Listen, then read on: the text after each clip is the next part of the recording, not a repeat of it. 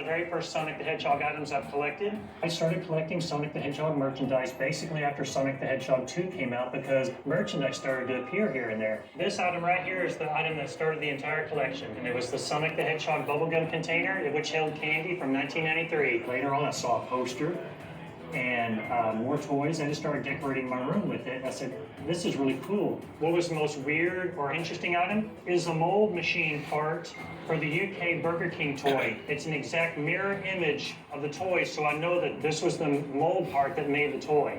It's very heavy, so it's on the bottom shelf, so if it fell over, it wouldn't shatter the glass. And I started thinking it would be great to start recreating my childhood arcade. It was called Yesterdays. It was a brand new arcade that opened up in 1981 in our new mall. I wanted to recapture that environment in this room. Things you would never expect to find at Valentine's. Found those at Walmart in 1996. Sega has a dedicated theme park in Japan called Joypolis. These are the tokens that you get to play their redemption games with. Me and my wife, Stacy, had the wonderful opportunity to visit Japan in 2019, and it was the most amazing experience I've ever seen. The Japanese people are so friendly and nice. Everything is spotless and clean, and they celebrate video games there every day, everywhere. Perfect timing. A package came in today. It came from Tokyo, Japan. And be very careful with the razor blades. White glove it all. This looks like it's going to be awesome. Anything that says Sega Sonic the Hedgehog is definitely from Japan. Oh my gosh. This is a very rare Sonic the Hedgehog and Tails plush walkie-talkie set. It's got an antenna sticking out of the top like a cell phone. And you put these earbuds in your ears to be able to talk back and forth. Here's Sonic. And don't forget your buddy Tails. This is a very exciting addition to the collection. There's a lot of amazing Sonic the Hedgehog stuff that never sees the U.S. shores. The internet opened up the world for collectors. Oh, they were $1,700. They're very rare. These were actually released in like 1992. This right here is my Sonic the Hedgehog commercial kiosk from Sega. As you can see, I've got Sonic the Hedgehog playing on it, of course. It's a beautiful piece. I made a little modification to it, gave it blue and red lights to give it more Sonic feel. The Toys R Us in Pasadena was remodeling, and they actually had it out in a storage container in the parking lot. They let me have it. I didn't pay a penny for it. I bought this shirt in 1994, and when I had to get my driver's license renewed that year, I made sure I was wearing that shirt, and I actually tried to stand taller so it wouldn't get cut out. One of the things I treasure the most in my collection are the commercial signs, posters, and displays for Sonic the Hedgehog. That came from Denny's. My most favorite one, of course, being Sonic the Hedgehog 2, is the official Are You Up To It poster. My most favorite Sonic game is Sonic the Hedgehog 2. They gave them an unlimited budget to make a better game, a sequel for Sonic the Hedgehog. It was the very first game I ever put money down on or pre-purchased. I remember counting down the days to November the 24th of 1992, which was a Tuesday, and they called it Sonic Tuesday. And it still says, coming to you, November the 24th, 1992. I actually built this in 1993, when Sonic the Hedgehog 2 was still new. To actually play the game, the joystick and all the buttons are hooked to the Genesis, and to start the game, you have to drop in a quarter. The coin switch is on the start button. And of course, my most favorite game is in it, Sonic the Hedgehog 2. Sonic the Hedgehog lapel pins. This one was a corporate pin that they gave out to employees. I think that was for #1 in sales. Working in a museum, I've learned about temperature and humidity control is very important.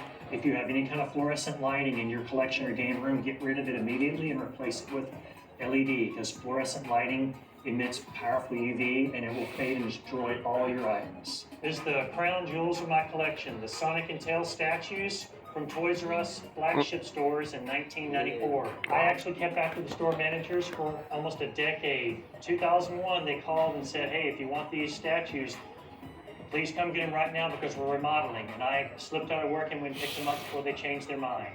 These Sonic movies have been perfect. I love them very much. When the first Sonic trailer came out and everybody saw the appearance of Sonic, everybody was like, what is this? This is terrible. It would kind of look like me if I was painted blue. And I really believe if they didn't do it over, the movie would not have been a success. It was just incredible to have Guinness World Record give me vindication for my collection. To get it was no easy feat. It was a lot of work. It took 3 weeks of 8 to 10 hour days to catalog just the Sonic the Hedgehog items alone in this room. To have my collection recognized by Guinness World Records is a life-fulfilling event to me.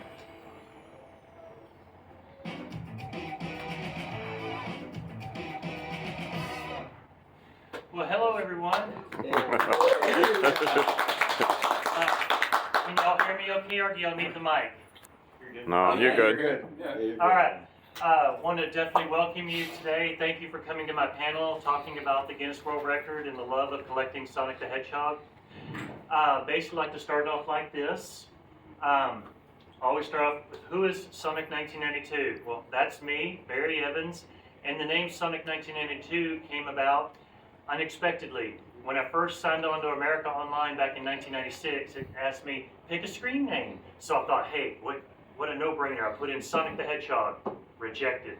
I tried Sonic the Hedgehog 2, rejected. I tried a dozen other variations and it rejected them all. So I thought, I bet you nobody would think of this one. So I thought, how about the year that Sonic the Hedgehog 2 came out? So I put in Sonic 1992 and enter. Welcome to America Online, Sonic 1992. And that stuck. I used it for every screen name, gamer tag, and everything ever since. So that's me. So, how did I get into gaming? It started in 1979 when I went down to my local skating rink and I saw a whole bunch of people crowded into the corner trying to look at something. So I went over there and I forced my way in between all them shoulders and elbows and I saw asteroids for the first time. It was just amazing. You couldn't even see the TV screen. All you saw was the asteroids floating behind the glass and I was hooked immediately. So 1979 was the year that I became a gamer. And then, of course, I enjoyed the 80s, all video games, all through the 80s, loved it to death. And then in 1991, as you saw in the video, my best friend Manuel Gonzalez got a new apartment, and I was helping him move in. And when we were setting up, he said, "Hey man, well, let's take a break. I want you to see this new thing I bought." And he showed me the box that said Sega Genesis. I said, "That's awesome. Let's hook it up." We hooked it up. First thing we heard was Sega, and it started playing. And he said, "All right, it works. Let's get back to unpacking." And we let the game play. So we did the whole time. We kept hearing the music, and it was just addictive. We loved every bit of it. So in 1994, how I learned to collect memorabilia. Well, up until 1994, I started collecting Sonic, and there was a few things that come out here and there, but not much. And I thought it was fun collecting. I started, I still lived with my mother at the time, and I started putting up shelves in my room, putting the Sonic items here and there. And then my mom was watching the show. It was called Missing Reward. And when I was watching it, it talked about two things: help find missing people, and the other half of the show was help collectors find missing items, and they would give you a reward for it. And what really amazed me was this one collector. He said, "Come out to my garage." He lifted the door, and it was filled with television sets, console TVs that I'd never seen before, the ones that had the tube sitting on stick on the top, and all kinds of elaborate sets. And the one he was looking for, he showed a picture of it. It was a miniature console television about this big, about this wide, with like a 3-inch picture tube, and it actually worked. It was a demonstration model that door-to-door salesmen would carry around and show to people to sell television sets. I thought, that's amazing. And then they went on to show people who collect fountain pens and all kinds of other stuff. So that was amazing. And then in 1995, the cable channel FX started. They featured a show called Personal FX, the collectible show, and they actually went to people's houses and featured their collections. And I thought, wow, I wonder if my collection could be on TV one day. And it was, like I said, I had maybe 100 Sonic items, so I thought it was worthy then to be on television. I was so excited about it. And so, yeah, Personal FX really brought me into the world of collecting. Okay, in 2008, I got featured on G4 TV's X-Play, and I couldn't believe how I got featured on there. It was by coincidence. before then, I was posting on a website called dragonslayerfans.com, and one of the people, the producers, found me in the forums, and they contacted me and said, "Hey, we'd like to feature your program on our show." And I thought for sure someone was tricking me, and it was a joke. And then so I saw the number, it said Los Angeles, California, and I called it, and it turned out to be the real deal. So that was amazing.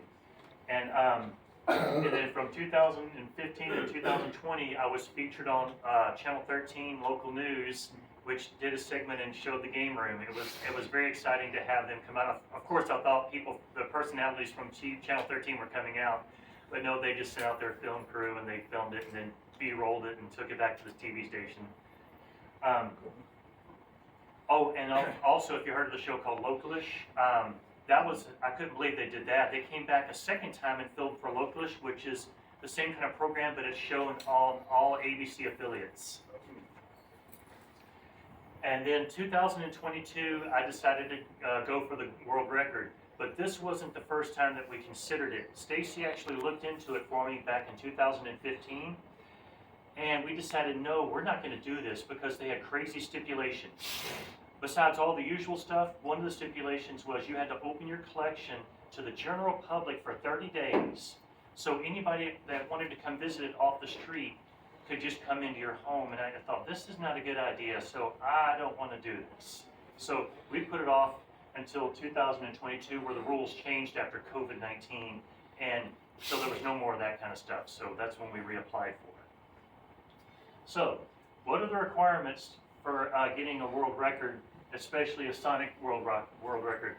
The application process. First of all, you had to ask permission and be approved by Guinness World Records to do this. You just can't say, hey, I want to do it. No, they have to approve your category and what type of record you're seeking. The next thing, all the items had to be official Sega licensed products. I have a ton of stuff that's unlicensed. You know, the goodies you get at conventions, the fan-made artwork and things like that, that's not allowed. Duplicate items. If I like a particular, let's say that this is a Sonic figure I just got at Walmart and it looks awesome and I love it, I'll buy 20 of them and I just put them all over the room because I love to do that. Only one item counts. You can't do all 50 of them, otherwise people would just buy thousands of one thing, and so of course, so no duplicates, one item at a time. Prior media coverage. That was one of their stipulations. They think that if your collection is worthy of a Guinness World Record, then it should have been featured on some kind of media outlet, whether it be internet, local news, television.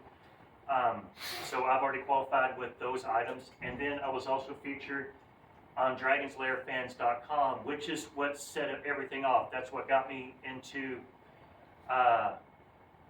all of this, especially the Houston Arcade Expo, because in the forums, everybody know Joe Raina. He's one of the, Raina, I always get that name mixed up.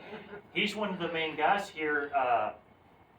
He discovered me through Dragon's Lair Fans and told me about HAG, the Houston Arcade Group. And he also told us about the Texas Pinball Festival. So he discovered me through Dragon's Lair Fans back in 2008 and got me into all this. So I was so happy that he did that. And of course, I got featured on G4 TV and as well local news with ABC 13. Additional requirements. Oh, this is the fun part. Photographic evidence. Now, you want to get a Guinness World Record, the only thing I can liken it to is the next time you go to Walmart, think about that you had to inventory the entire store, take a picture of each and every item, log it, photograph it, show where it is in the store. It's like, I liken it to pushing a boulder uphill in hell. It's that difficult. You had to, each and every cataloging, I had to dig out all the posters I didn't have room for, all the standees that were folded down and put it away.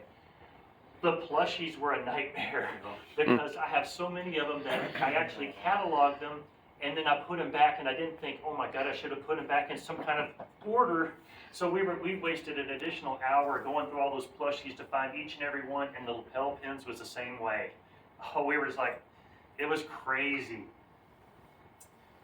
And as you can see, as I went along, I just kind of made a funny little benchmark here. After I reached a large, like I put Sonic right here next to 2500, and it was item number 2500. It was a Tails lapel pin. Okay, the next thing, we had to find somebody to come in here and verify it. They required 2 independent witnesses. You couldn't have friends or family or anybody related to you, so we found 2 lawyers in Liberty County that would do it for us because, thank goodness, they were like sports collectors. They had memorabilia all over their office, so they were thrilled to come and do this for me. They had to come in, I had to set up my phone. The whole thing had to be recorded nonstop while they were counting. That was tedious. So while I set up our laptop, so we could look at the item and check it off the list, see it on the computer, and then, as you can see, there's the phone. It had to record nonstop. The video had to be sent unedited. If we took breaks or went to the bathroom, the camera had to keep rolling so they could see the timestamps in it and everything, because people apparently have tried to cheat and fake their way through this. So, and believe me, I killed them with details. I mapped out the room and I showed the item, what shelf it's on, what case it's on what side of the room. So I killed them with all the information they'd want. So, and I was still scared they were gonna like turn it down for some reason. So there they are. They were troopers. We started at 5 p.m. that night and went through the night to the next day about 3 or 4 in the morning. And there they all are. We all had bags under our eyes, filling out the final paperwork. And they showed their lawyers' licenses, photographed, gave us copies of it to present it all to Guinness World Records. All right. Sorry. Trivia time. We got. All right. After how many hours do you think it took to count for the record for all 3,050 items? 9 hours. Not just the record. Everything. Oh, The whole process. the entire process, start to finish. 27 hours. 48 hours. We got 40. Who said 48 hours? 48. 27. 27. And this, remember, this is cataloging too. This is the whole 9 yards. It took a month. Yeah. You need hours. I'll raise it up 72. Okay. Was it 5,000 hours? That's what it felt. Trust me, that's what it felt like. That's like- Let me put it to this. I'll put Who it to. said that? Say what? What'd you say? He said, 140? You win. You win. You nailed it. Not Nice. You're the closest. Look, 160. oh, jeez. Look at it like this. When I started, come on and get your grand prize.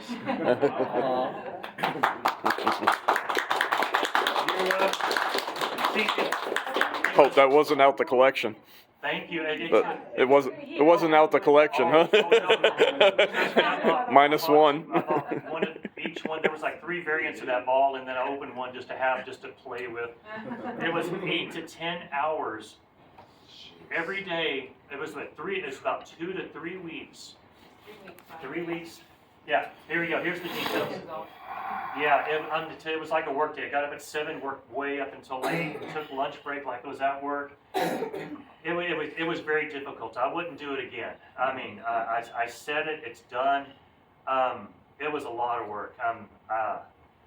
Yeah, I'm not kidding. It's very difficult. It was fun to do, and I mean, it was like I said in the video. It was a life-fulfilling experience to actually be recognized for getting that record and showing my collection, because that's what I love to do with it, is share it with people. And I love it when people come over and their neck starts hurting because they can't stop looking. And one person actually came in to visit and they had to sit down because the color overload was just like getting to them. Yeah. And this is like some little behind the scenes. Guinness World Records did send a film crew. They're based in the United Kingdom. They sent a film crew over to film it, and that was an all-day affair. Believe me, when you see all this filming, you saw that little video. That took like 6.5 hours to film for that little snippet of a video. Yeah. And then, of course, I was so happy the day that Stacy said, when that record came in, she said, we gotta go out there and take a picture in front of the case. Within like 10 or 15 minutes, I could not believe I got a retweet from Yuji Naka, the creator of Sonic. I was just thrilled to death that so I had to like quickly screen grab that and frame it and all that good stuff. And of course, there's the lawyers that did the work, and I got them a hat and some goodies from Guinness World Records, because once you get the record, you have access to their official store only record holders can buy those hats and goodies and things like that. Cool. Wow. So I'd like to open up the floor to any questions, and please shoot. I got a cool question. I'm a huge Sonic fan, Sega fan from when I was a kid and everything. And I very vividly remember going to Interventions at Epcot, and they had that giant Sonic with the ring. Do you know where that's at? Have you tried tracking that down? Well, here's the thing. I did not know that existed. You know, here's the thing. Because of the internet, we have so much more knowledge about how much stuff has come along and what things have happened. We live here, so we're a gazillion miles away from Disney World. I didn't even know that existed until in 1995, I got this display poster out of Kmart. I walked into the store and I saw Race to the Shoe Mart with Sonic and win prizes. I went back there and I found every pair of Sonic shoes that I could find and I bought them all. And then I went back up to the front of the store and I said, I've got to have this poster. They got to let me have this poster. So I went up to the manager and I said, could you please let me have this poster? And it says, Race to the Shoe Mart. It looked like that poster was made by Sonic because it's framed out in the checkerboard. He's asking about the innovation. Oh, well, I'm getting to that. Okay. I'm getting to that. I was making sure. In addition, one of the prizes for that Race to the Shoe Mart deal was win a trip to Interventions. And it shows that giant statue of Sonic on it. And then the answer, I don't know where that statue is, but I'll bet you $1 million it was destroyed. Because back in the 90s, they had some kind of, it's even worse now. It's only worse now because of all the flipping and reselling and all that kind of stuff. But I guarantee they probably destroyed it. But we do have a friend who had worked at Disney and said that in the tunnels, they still have Sega artwork. Yeah, in the they tunnels. have stuff all over Yeah. the place still. So they keep still, them in they back still have areas. some of that stuff, but But it's she not told me- accessible to the public Yeah. because that's only for the park. And she said she would get it for me, but she said to take something like that out of there would be Yeah. worse than going into a bank with a gun and taking money. Yeah, and you're not getting it out. Yeah, you're not getting anything out of Disney. No way. Wow. Hey, Hey, what would you say is, because with your massive collection, what would you say is like your unicorn? Is there something that's been on your brain that you've wanted to put in your Sonic collection that you, for some reason, haven't gotten the chance to get in your hands yet? there's two things. Right now, I would love to have, as you see, I have the classic Sonic and Tail statues from 1994 at Toys R Us. They made a modern Sonic statue that's in the UK. I'd love to.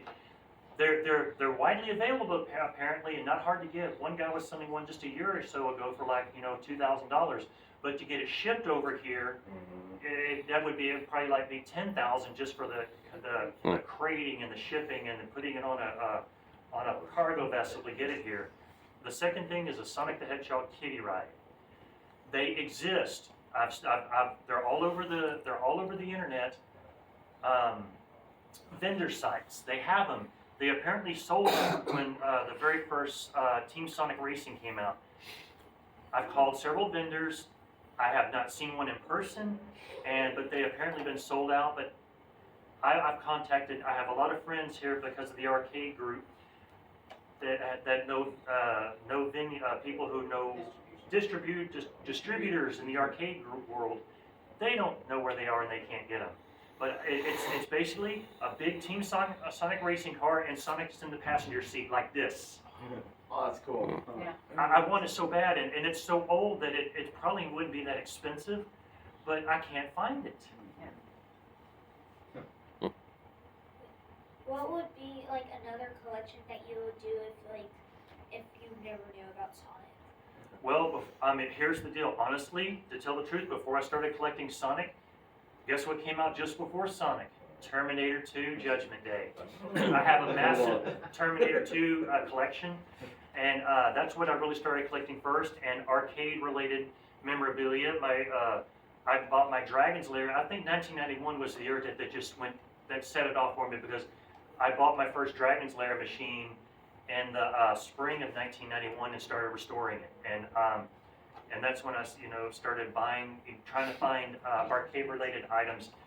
My biggest thing, you wouldn't believe it, but when I first got on America Online back in 1996, they had free bulletin board ads, and every day I would write, video game related stuff wanted, Sonic the Hedgehog stuff related items wanted.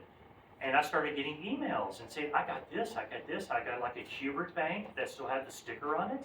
I found many Sonic the Hedgehog toys. The funniest story ever behind that was, you're reminded, here you go. I didn't clarify, I put Sonic items wanted, and they wrote back, Sonic toys.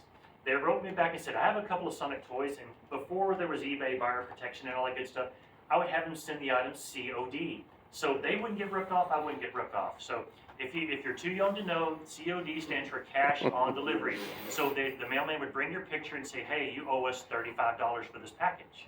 So that's how we did it. So this one package came in and I opened it. It was, what? I guess it is Sonic. It was a bowl of chili on wheels that said Sonic Drive-In on it. Oh. And that was so funny that, and the long story short, I somehow lost it, and I would still love telling that story. My friend online, Treasure Hunt, you may know him as Treasure Hunting Sonic. He found one on eBay and sent it to me. So now I have that story. The funniest part of that story was that he found it and told me about it. He's like, I really ought to buy that. So Treasure Hunting Sonic had actually seen it too and remembered the story and wrote out to me. He said, hey, I'm going to go buy that. He went back to look for it on eBay to buy it, and he was so upset because somebody bought it. He's like, who would buy that? Why would anybody just want that? And so and it was a joke between me and Treasure Hunting Sonic that he sent it to him as a prank. So. And one of the other things I love the most about collecting Sonic in the community, like, talking with George here, he's big in the community, and Treasure Hunting Sonic, may know him as Justin Todd, that's his real name. It's fun, we share stuff together, and like right now, now that the holidays are here again, it's like every other day I'm running to Burlington, I'm running to TJ Maxx, running to Ross, stores I would have never visited 15 years ago, and the thing is, though they never had stuff, I never knew those stores existed until Treasure Hunting Sonic told me about it. He said, have you ever went to Burlington? Because it used to be called Burlington Coat Factory. Yeah. I thought, why would there be Sonic stuff at Burlington Coat Factory? Well, they apparently have a toy section, and like I said, I remember telling you too, I don't know what it is, but Burlington has some kind of strange exclusivity over a massive range of Sonic toys. You will not find it on Amazon. You will not find it on eBay. And you have to get there fast, because it's like when they put it on the floor, it's a short window and they do not restock it. Wow. So you gotta be fast. Look everywhere. Yes, I mean, yeah. They And hide it in the checkouts. They Yep. hide it in the kids' toys. Hide it somewhere. and then there's another bad thing, I don't want to sound negative about it, but you have to get there as soon as those toys hit the sales floor, because little kids come in and they destroy everything. Yep. And Unless you want to open it. yeah, I want If like, you want to open it, then it doesn't matter. I'm like, here's a brand new perfect Sonic item. I want it that way. But if they like rip the package, I mean, it has to be pristine for my collection, Yeah. So that makes it fun. So one thing good about Houston, we have a lot of locations. Yeah. Yes. So when you mentioned the kiddie ride, I actually wanted to ask, but like, because I've always been curious. Do you have like a bunch of like Sonic arcade stuff and like redemption machines and whatnot? Well, I do have two. It was just called Sonic the Hedgehog, and it was that kind where you put the code token in it and it would run down the play field inside and spit out tickets. That's I awesome. have two of those. I have The two of spinning those. with the Sonic spinner. There's one called Sonic and Tails Spinner. There's one right now. I can't believe That's it. my selling one right there. There's one called Sonic the Hedgehog Spinner, and they're both based on Sonic Adventure style characters. Yeah, It's like a those when I cabaret was a style. kid. Yeah, you can go to Chuck E. Cheese right now, and they still have Sonic Spinner on its own. That's crazy. They will not They sell will it. not part with it. I'm trying- Sell it. I know they're gonna junk it. For some reason, they're They holding on always to do. it. That's always been Chuck E. Cheese's policy there. Yeah. They've got some things that were sort of exclusive to them. They'll tell the employees they actually have to smash it, photograph that they smashed it. Oh, I hate those I know, policies. Do you think maybe that's like exclusive deals with Sega and Chuck E. Cheese that like they're not allowed to release it to anybody and they have to smash it through? You think it's just It wasn't just the exclusive stuff. It was just for something that they didn't want to get into the whole having to warehouse it or resell it or the hassle of that. They had a better way of writing it off, and they destroyed it. Well, see, I'm not gonna lie to you. I mean, every once in a while, back in the day, I've had some bad run-ins with managers, and they say, "No, you cannot have this. We have to throw it away." So I went back when they weren't there and just kind of went, Well, that's when you get the good managers. I'm sorry, I have to throw this away on Saturday. Yeah. Yeah, Seven. and Let me tell you this one. They'll drop you hints. Oh, I got two of them. Thank you, Rob. This is the worst one ever, okay? The Sears store in Baytown at the San Jacinto Mall, which is now sadly gone, there was some managers just have a God complex. I'm God, no matter what you say, it's not gonna, I'm God, you can't touch me. Well, the long story short was, they had a Dreamcast kiosk. This was an unusual Dreamcast kiosk. If you've ever remembered, if you went into a Sears store, it was like a cabinet about, if I stand this tall, it was this tall, this wide. It had curved dome glass over the left-hand side where the games are stored, and on the right-hand side was the CRT and the controller, and it had a glass door where the console was. Of course, the Dreamcast crashed and burned to them, and they were going to get rid of it. And I begged, may I please have this? And because they said they were going to get rid of it, the manager said, no, we have to throw it away. I called Sears corporate office, and I explained the situation, and they were so nice, and they said, there's no reason why you can't have this. We don't need to throw it away. Sears corporate in Chicago called San Jacinto Mall, told the manager, let this gentleman have this display. There's not a problem with it. She was so pissed off that on the way out there for me to pick it off, she told the guys to take it to the dumpster and crushed it. And it was pristine. You'll never find another one in a million years and beyond the grave. It's gone. No way. You'll never find it. Because I've never seen. I belong to a group on Facebook called the Kiosk and Display Collective, and a lot of people, yeah. I've never seen that kiosk again. Apparently it does not exist anymore. Another thing was when I was trying to get this Sonic and Knuckles poster out of Toys R Us back in 1984, there was a good manager there and a bad manager. The bad manager said, she wasn't bad at me, it was just, policy, we can't let you have it, we gotta throw it away. And I said, why? That's just so stupid. And they pointed over here. You see that? It was a huge standee for Beauty and the Beast that was just released on VHS. She said, Disney said that we have to take that poster, tear it into tiny little 3 or 4 inch sections, pile it up, take Polaroids of it, and send it to them, otherwise the store will be heavily penalized. And I couldn't understand that back then, but today you can understand it because of all of the flipping and you can't, the profiteers ruin everything. No, that's the reason why it happens now. Oh, yes. So I used to manage a theater, and like what you said about Disney is so freaking true. But we would often get things from studio reps, like they would sometimes want you to show it torn up, or they would want you to send it to certain places. But the only time we ever had a standee stolen from the theater is whenever we got a Sonic standee. Never had a standee stolen from a theater ever. But like after about a week of it setting it up, somehow somebody went, and it was in 2 pieces. It was a huge standee. Someone, unbeknownst to us, was able to get it out the door without us even noticing. I don't know how in the world, because they're so big that, Yeah. Don't check his house. Was it I'm just thinking, don't check his house. Was it old design or new design? Huh? Was it old design or new design? It might have been Ugly Sonic, the original one. Ugly Sonic. Dang. Oh, yeah, that was the one where they showed him in front. I think that's the With one the where it showed him legs? facing away from you in the crouch run position. I think I remember that one. Crazy And I'm legs. sure the thing was flipped immediately. Well, it's just like it. Can I tell you a pet peeve? And I don't mean it to sound like I'm bitching. It's just I was thoroughly disappointed when you're speaking of the Sonic movies. Last year, when the Sonic 3 movie came out, they sent out these incredible press kits. The cartridge. Yeah, it came in. It was an The item cartridge. box and a cartridge. It had a 16-bit Genesis cartridge in it, and if you played the game, and if you somehow beat the game, I don't know the particulars of it, but they said if you beat the game, put in a code, blah blah blah blah, you would see a 16-bit video of preview of the movie. Yes. They send it to people who don't care.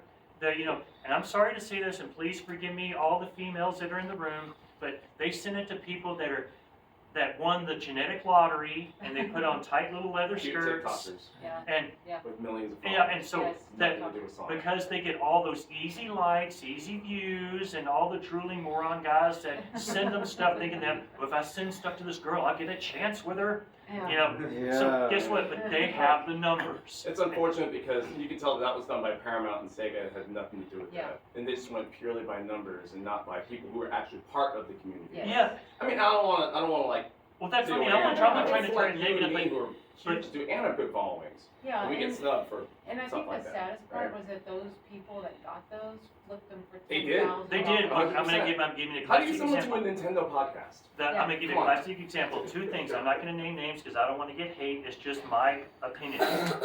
One of those girls, after it was over, they flipped it for $10,000 Yep. online and got money. And Garbage. that, which means they did not care. And number two, I had another person, when I made these complaints online in a forum, I had someone who wasn't even alive when Sonic came out try to school me and tell me that I don't know how marketing works. Yeah. So, you know, Well, we know. I mean, yeah, you can't, all right, I'm sorry, but yeah, like I said, I'm just a guy who's a collector and a big fan. I cannot compete with the lowest common denominator. You know, if someone's hot and gorgeous, you can't compete with that. That's not real Oh, fandom. come on, you're hot and gorgeous.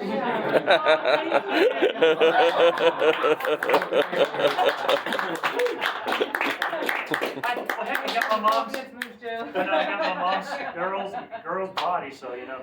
But no, but that. Any more questions, please? We got time. I want to keep talking Sonic. I love this. Thank you. Yes. So now that you've got your Guinness record there, and you've even got acknowledgement from the creator of Sonic, have you been able to maybe reach Sonic on a corporate level to just sort of see if there's hate? Because the thing that comes to the back of my head there is All right, the whole let me time go ahead. So let me start over and go with it there, because you know, Sonic sort of became the Sonic that he is because of Tim Kalinske when he was the president of Nintendo of America. He's like, "Man, we need something to compete with Mario," and he sort of really drove that. But I remember seeing some of the original sketches of Sonic. His original character was punk rock with like an earring and a guitar, and it would just be cool, you know, maybe with that recognition, if maybe they had some of these things, archive type of materials that maybe they could donate to your museum, or maybe even Tom might have some. Well, here. Let me give you the first response. Okay, I get that. I get that. You know what? I have not gotten any official. In other words, I'm not doing this to seek fame. I never expected to get a Guinness World Record. Everybody thought I was lame, stupid, and this is stupid to collect this stuff. Why do you want that crap? You're a dork and an idiot. Everybody thought I was lame for doing it when I was doing it back in the 90s. Now it's all flipped, and everybody's in competition to beat each other. And I'm not in competition with anybody. I do this because I love it and I enjoy it. And to answer your question, no official recognition from Sega. Zero. Other than the one. It is incredibly hard to get in with Sega of America. Yeah. But At all. but no, I even but wrote- not So the. when we went to Japan, I wrote to Sega in Japan to see if they would let him come to the office or anything. Same. No. They won't. They Yeah, said, but I "Yes, we don't- don't I talk don't- to individuals." Idea. I don't hold anything Have you against them. tried reaching Tom Kalinske? I I don't think you can. no, I mean we ran into so many voice actors at all of these But he's conventions all the like- time. he's like a CEO. He was the president. You know anything about Tom? Well, I'm gonna give you a little quick story without naming names again. I don't think that a lot of those people are afraid to come to these deals with Sonic fans because there's been a couple of people that have done stupid, crazy things, Mhm. and I'm like I said, I don't need to name names. He already knows. Yeah. That's the reason why they don't come to these things and they don't want to talk to fans because there's. For everyone like me who's just a fan who wants to just talk Sonic and say, "Hey, it's great to meet you. Thank you for being great." Then there's all the nuts who cause problems, and Right, sure. so that's why I never talked to I them. think that's why they kind of keep their distance a lot of the times. too. And it just for some reason it only seems to be with the Sonic fandom. It isn't like that with Super Mario fans. That's Yeah, you don't know. You're not in that group. It might be. Not that I know of. Well, not that I know of. Okay, I'll accept that correction. She's my coach. Please thank my wife here for helping me. Hiding. Yes, please. I got a two-part question. One, I mean, you have so much Sonic stuff. Do you know, like, who has the most just Sega in general? And, like, are you approaching them? Sega in general. Well, Like, because Sonic would count towards a Sega collection, like, of overall Sega stuff. Well, here's the thing. There's too many categories. I mean, like what I do is I collect like so many people ask me, do I have any comic books? if I wanted to just blow up my numbers and raise it a couple thousand, I could have just went and bought a stack of comic books out of a comic book shop, just to inflate numbers. But no, I didn't do that. I'm not interested in the comics. I have maybe this many comics. They bore me. I mean, I was a kid of the 70s and 80s, and I want video. I read Mad magazines, and that was it. So some people ask me, do you have a lot of Sonic comic books in your collection? So that could qualify as Sega like 10? and Sonic. 10? 10. So to say you're just a Sega collector, I mean, George here, G to the next level, he has a lot of Sega collection. He has a lot of games. He has a lot of complete game set, right? yeah. Oh, yes, yes. Yeah. So I mean, that's a broader. That's a whole nother record. That's a whole rainbow, you could say, of collections or of categories. So Yeah, you could be, because like if you look up Sonic, you can have, the fastest Sonic run in a game. You Yeah. have Sonic memorabilia. You the have, most the biggest Yeah. collection of Sega games. I Yeah. mean, Yeah. so that's a and then like huge. Sega arcades. You Yeah. have Sega. I mean, there's so much It's to multifaceted. it. It's really like, if you look at the Guinness World Records books, right, and you open it, the fine print is like this big, just all the different records that happened in that year. So, and they don't relist them every year. So when you get a book of 23, that's 23's records, not Yeah, so they don't keep reprinting 1980 mine to every year. today. It's not like an Yeah. encyclopedia. They keep records, of course, if you want to search them online. But the books are. But to answer your question, no, I'm just happy with Sonic the Hedgehog and related. In other words, I have some crossover items that, it could be just a sign with Sonic on it and says Sega, and I have a Sega sign and things like that. But that's basically it. Do you know how close the next person is to you? by chance, or- No, I don't know of anybody that's trying to seek that another world record. I mean, I've already my official count was 3,050, but that was 2022. I know I've probably had like double. yeah, I pretty much doubled. I mean, because So much stuff. yes, I mean it. Literally everything that was non-Sonic has now been packed away, so that only Sonic. Yeah, the whole half the room used to be. I used to have a bunch of all my Nintendo collectibles, Street Fighter 2, Mortal Kombat, Street Halo. Primal Rage. So I had to pack all that up because there's been like a tsunami of stuff that's come out since the movies. Because I actually had a meme. I need to add this to our Yeah. deal. I made a meme on my Instagram, and it shows a dripping faucet. Sonic merch. The last 20 years, it's been a dripping faucet. Sonic merch the last 3 years, and it turns into a dam burst. The last 2 years, you remember that scene in the movie Deep Impact when they're standing on the beach and the tsunami is coming at them and just instantly kills them all? Yeah. That's the last 2 or 3 years of Sonic merch. It's been The licensing group has like done very well of Mhm. getting the license out there and getting more stuff made yeah, that they and didn't do before. and like anything, they have cool stuff and they have stuff that's a little bit junky, but I don't care. It's the fun of it. I'm just glad it's out there and it's being made. But yeah, so that's kind of that's the long-winded answer to your question. Yes. What would you say is your favorite weirdest item in your Sonic collection? Like official items. Oh, like, when you think, yeah, Oh, official a favorite official. But that's kind of hard. The crazier stuff is the unofficial. Yeah. Oh, right. But I mean, like, all the stuff that officially came out that's really strange and weird. What would you say is your favorite? Well, the strange and weird stuff is, I don't understand the collaborations, but like during the 25th anniversary party, they had a collaboration with Sephora of all places. Yes! Yeah. You went to Sephora and they had like The face mask. the Glam Glam Glow company Mhm. made this face mask and all kinds of stuff. We see, I mean, Lime crime. Lime crime. They had the mascara, the eyeliners, and all the Crazy colors. crazy colors, and what was neat was they did the colors of Sonic, Tails, Knuckle, Amy, Shadow, all their respective colors. I loved it, and I bought 2 of them so I could open one to display and one to and I got I found all those little characters that we bought. I don't know if they were Jack specific or just some little cheap figures, but I put a little figure next to each bottle. Sonic, blue eyeshadow and so on. Sonic, Tails, Knuckles, Amy, Shadow. That's a perfect rainbow of colors, and Yeah. that's the way I have the game room painted. Is those primary colors: blue, red, yellow, and it's like a perfect color scheme. No lie, that is actually one of my biggest regrets of missing that. Because I could have gotten those too, but for some reason or another, I wasn't really collecting at that time. But like for some Yeah. reason or another, I missed it. But Don't just lie, though. just And put it's weird how Sadness. short it was. Like it was just so short. and it was like I said, I just don't understand. That is a wacky collab. I mean, I just don't. I bought it to collect it. I would never use it, of course. I think the thing about that was, I think that was the first step of them showing that females also like Sonic. Yep. That it wasn't just males or small boys, right? It's females like Sonic, females like Amy, females like, you know, and they're using the makeup, the hair color, and all that. You know? brought up another point. Thank you. The stuff I'm seeking the most is anything Sonic the Hedgehog for girls, because that is the rarest items available. And here's this great story.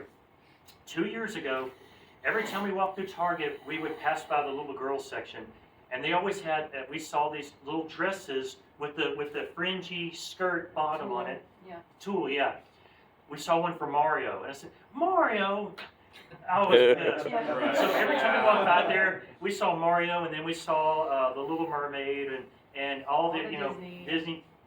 Next time we came into Target, we were like quickly walking to the Sonic aisle to look for the latest Jack specific line, and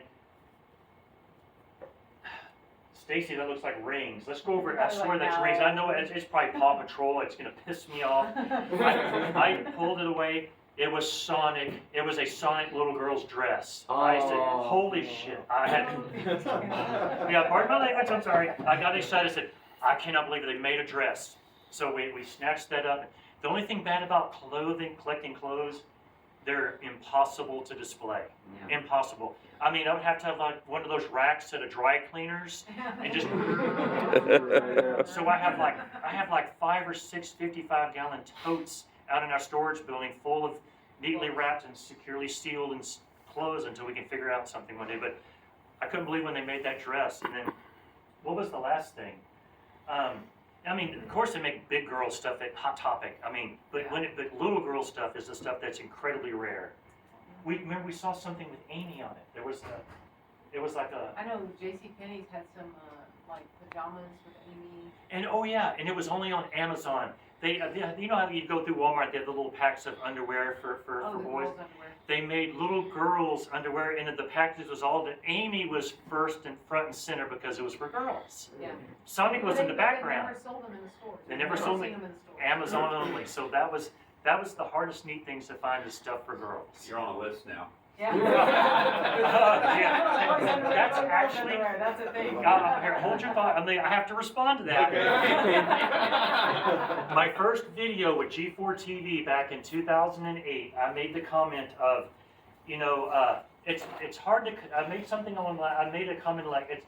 Everybody thought I was strange and weird for collecting. When I'm coming up to the register before I met my wife and I was by myself and I had 2 or 3 boxes of little boys' Sonic Hedgehog underwear. Yeah. It's Yeah. a little weird, yeah. But yeah, that stuff is neat. Yeah. Go ahead. Me? Yes, you Richard? Are you still probably like playing all the Sonic games that they still make today? Yes, I do. I have not brought Crossworlds yet, but I'm going to. Here's the deal. I am, as you can see here, I'm a big fan of classic Sonic, Classic but Sonic. I support all Sonic. Every time a new game comes out, I haven't bought it yet.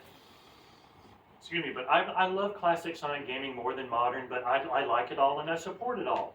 And every time a new game comes out, I go buy a copy for each system that's released. In other words, I buy a copy, like Crossworlds, it's going to cost me like $300, but I buy one for Switch, for PS3, or no, PS4, or 5, or whatever it is now. Yeah, and I buy a copy of each Sonic game for every system, and put it in my collection, and then one, of course, to open and play. I'll buy it pretty quickly because they already teased out Pac-Man. I could see like in the video they had lots of Pac-Man merchandise. Yep. In the Pac-Man World Repack Yeah. crossover too. Yes. Yeah, and like I said, they're like I said, the tsunami continues. The merchandise that keeps coming. The only thing I don't like is digital only releases. Yeah. I'm sorry, but I mean, Yeah. Physical media, always buy physical Physical media. media, I'm I mean, with you on Or that. physical and possible. and I still, even though Nintendo has been like crazy in the news with suing everybody. I mean, if you're legitimately stealing the game, you deserve that. I mean, in other words, if you want to make your own archival copy of some kind of a digital download, then I say more power to you, because who all bought stuff from any of these e-shops in the past 20 years, and now all those libraries are gone. So, but No, they don't want to hear it. It's our stuff, and you blah blah blah blah. But at least Switch is hanging on the cartridges, and that's what I prefer is the cartridges because 100 years from now, when we're all dead, someone will still be able to play our Super Nintendos and our Sega Genesis if they were basically taken care of. And the reason why I say that is because if you've ever been over my house, everything is like no dust on it, very well cared for. My GameCube crashed and burned and died, and I didn't do nothing but take care of the thing. It never moved. It sat right there in that spot. The lasers just died in it. And then I talked to the guys down there at Game Over Video Games, and they said people are bringing in dead GameCubes all the time, and I thought that thing was bulletproofed. If it has moving parts, if it gets hot to the touch when it's running, it's not going to last. Yeah. Yes. You talk about the games and the movies a little bit. What about shows? What is your favorite Sonic show? It'll always be Adventures of Sonic the Hedgehog. Good Always. taste. Good taste. Always. That's the best one. Yes, because it's, you know why? And here's the reason why I say it, because it's funny and entertaining. Yeah, you get it. All the ones that come out later, they're all like serious and Boom. Oh, boom. I don't. Yeah, boom. Yeah, but no. Thank you for correcting me. We loved The Sonic Prime. the Sonic Prime on Netflix was great. Yes, Yeah, Prime that is was great. Now but that was entertaining. It wasn't like overly serious with like it was like with you know what some of those animated Sonic shows are like. They're like overly dramatic with like Robotnik is like basically saying I'm gonna murder Sonic and Yeah. kill everybody in Green Hills. Sonic X. Yeah. But instead they have like all the dimensions where he goes into different dimensions. Yeah, that Sonic Prime was really good. That was actually a good story. Yeah, Where you get we to tell, loved like, it. a different story of different universes of Sonic. But please remember, when I say these things, it's in my humble opinion. Always remember the asterisk, Yeah. please.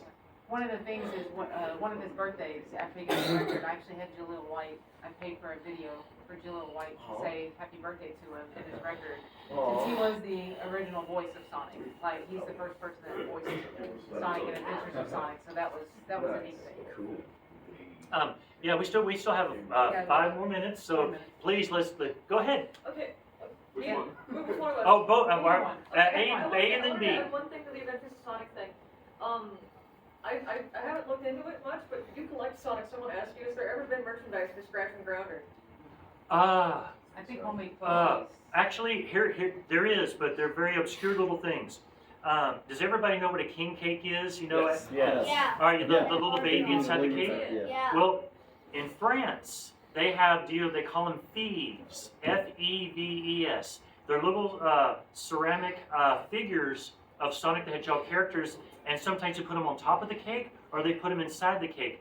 And I discovered these years ago through just random eBay searching, and they have a scratch and a grounder. It's a little bitty ceramic. They're tiny though, they're very tiny. They're tiny and fragile. I finally figured out about using museum dots to lock them down to something so they wouldn't fall over. But that thing, I really think that's the only thing that really have that scratch and grounder. They really haven't made anything.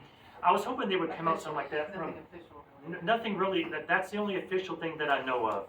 I have an animation cell that I got years ago with scratch and grounder on it. That's awesome. Oh, am I? Your turn. I'm curious because you have so much stuff, so many items, and you've been doing it for so long. Do you have any, I guess, missed it by that much moments where there's something that's maybe been in good condition but fallen on the ground and busted open? Maybe there's something that you wanted to get, maybe lost an eBay listing. Any near misses? Well, you know what? I tell you what. This one is an unexpected miss. Before I had to learn a lesson, and I'll explain to you.